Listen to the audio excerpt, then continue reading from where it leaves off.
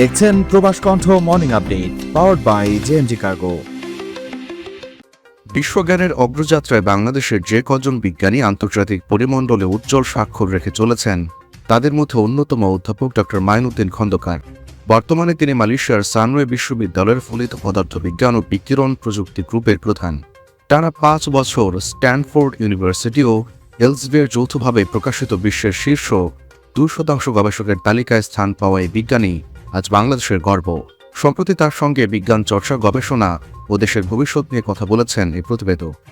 এই 25 বছরের এক্সপিরিয়েন্স যেটা মালয়েশিয়াতে আমরা অনেক কন্ট্রিবিউট করেছি, সেটাকে কাজে লাগিয়ে আমরা জানি যে কিভাবে এইভাবে ল্যাব ডেভেলপ করা যায়, ইন্ডাস্ট্রি একাডেমিয়া সংযোগ স্থাপন করা যায় বিশ্বের বিভিন্ন বিশ্ববিদ্যালয়ের সাথে এবং রিসার্চ ইনস্টিটিউশনের সাথে কোলাবোরেশন করে আমাদের নিজেদেরকে কিভাবে হাইলি স্কিল্ড হিসেবে ডেভেলপ করা যায়, সেই ধরনের আমাদের নলেজ যথেষ্ট পরিমাণ আছে। সুতরাং এখন আমাদের প্রয়োজন শুধু সরকারি সিদ্ধান্ত এবং আমাদেরকে এই ধরনের প্ল্যানিং এবং বাস্তবায়নের জন্যে যথোপযুক্ত সুবিধাদি আমাদেরকে প্রদান করা। মালয়েশিয়ার যে কোনো জেলা থেকে বাংলাদেশের যে কোনো প্রান্তে আপনার মালামাল পৌঁছে দিচ্ছে জেএমজি কার্গো অ্যান্ড লজিস্টিক্স। প্রতি শুক্রবার শিপমেন্ট, 4 দিনের মধ্যেই customs care. 95 Jalan Tun HST city centre, Kuala Lumpur, কোতারায় আরএসবি ব্যাংক ও মে ব্যাংকের পাশে। বিস্তারিত জানতে ও বুকিং দিতে কল করুন স্ক্রিনে দেওয়া নম্বরে। ডক্টর মাইনুদ্দিন খন্দকারের বিজ্ঞান যাত্রা শুরু হয় বাংলাদেশের এক সাধারণ পরিবেশ থেকে। তিনি বলেন, বিজ্ঞানী কেউ আকাশ থেকে নেমে আসে না, কৌতূহল অধ্যাবসায় আর ব্যর্থতাকে জয় করার মানসিকতায় একজন মানুষকে বিজ্ঞানী করে তোলে। চট্টগ্রাম বিশ্ববিদ্যালয়ের পদার্থবিজ্ঞানে পড়াশোনার সময় থেকেই তার ভিত গড়ে ওঠে। বিএসসি ও এমএসসি উভয় পর্যায়ে প্রথম শ্রেণীতে প্রথম স্থান অর্জনের মধ্য দিয়ে তিনি নিজেকে প্রস্তুত করেন বড় পরিসরের জন্য। পরবর্তীতে উচ্চশিক্ষার জন্য পাড়ি জমান দক্ষিণ কোরিয়ায়, সেখানে পারমাণবিক ও বিকিরণ পদার্থবিদ্যায় পিএইচডি সম্পন্ন করেন। এর আরও পরে university of Malaya, international atomic energy agency, Riken সহ বিভিন্ন আন্তর্জাতিক গবেষণা প্রতিষ্ঠানে তিনি শিক্ষকতার সুযোগ পান।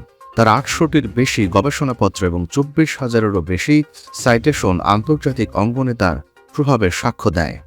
নতুন প্রযুক্তিগত যে সকল উদ্ভাবন এবং যে সকল বিষয়ে রিসার্চ করা প্রয়োজন, সেগুলো তারা বাংলাদেশে করতে পারবেন এবং নিজেদেরকে ওই ইন্টারন্যাশনাল লেভেলে ডেভেলপ করে প্রয়োজনে তারা বিশ্বের বিভিন্ন বিশ্ববিদ্যালয়ে সার্ভিস দেওয়ার মতো নিজেদেরকে বাংলাদেশে উপযোগী করে গড়ে তুলতে পারবেন। ডক্টর খন্দকারের গবেষণার প্রধান ক্ষেত্র পারমাণবিক বিজ্ঞান, বিকিরণ প্রযুক্তি, ন্যানো টেকনোলজি ও পরিবেশগত তেজস্ক্রিয়তা। ক্যান্সার চিকিৎসায় ন্যানো পার্টিকেল রেডিও স্যানিটাইজেশন প্রযুক্তি নিয়ে তার কাজ বিশেষভাবে আলোচিত। এই পদ্ধতিতে টিউমার কোষে ন্যানো পার্টিকেল প্রয়োগ করে কম বিকিরণ ডোজে বেশি কার্যকারিতা অর্জন সম্ভব, ফলে সুস্থ কোষের ক্ষতি কম হয়। স্পেশালি যে তরুণ শিক্ষার্থী যারা আন্ডার গ্রাজুয়েট করেছেন, পোস্ট গ্রাজুয়েটের জন্য যারা চিন্তা ভাবনা করছেন যে বিদেশে স্কলারশিপ ছাড়া পড়ার কোনো সুযোগ নেই, তাদের জন্য আমরা বাংলাদেশেই এ ধরনের ব্যবস্থা করতে পারবো। অ্যাটলিস্ট মাস্টার্স তারা উইথ রিসার্চ মুড বাংলাদেশে করতে পারলে নিজেদেরকে ওই লেভেলে আপ স্কিল যেটা আমরা বলি, সেই ইন্টারন্যাশনাল লেভেলে যদি তারা বাংলাদেশ থেকে এ ধরনের ট্রেনিং পেয়ে থাকেন, তাহলে তারা তাদেরকে বিশ্ব নাগরিক হিসেবে গড়ে তুলতে পারবেন। প্রবাসে সফল ক্যারিয়ার গড়লেও তার হৃদয় পড়ে আছে বাংলাদেশে। তিনি দেশে একটি আন্তর্জাতিক মানের অ্যাডভান্সড রিসার্চ ইনস্টিটিউট প্রতিষ্ঠার স্বপ্ন দেখেন, যেখানে আধুনিক ল্যাব, বৈশ্বিক সংযোগ এবং শিল্প একাডেমিয়া সমন্বয়ের মাধ্যমে গবেষণা এগিয়ে নেওয়া হবে। তিনি দৃঢ় কণ্ঠে বলেন, বাংলাদেশে তরুণদের মেধা বিশ্বমানের, প্রয়োজন শুধু সুযোগ ও সঠিক দিক নির্দেশনা। আমি বিশ্বাস করি আগামী দিনে বাংলাদেশ থেকে বিশ্ব কাঁপানো বিজ্ঞানী বেরিয়ে আসবে। বিজ্ঞান ও প্রযুক্তিকে তিনি এক সত্যিকারের স্মার্ট বাংলাদেশ গড়ার মূল চালিকা শক্তি হিসেবে দেখেন।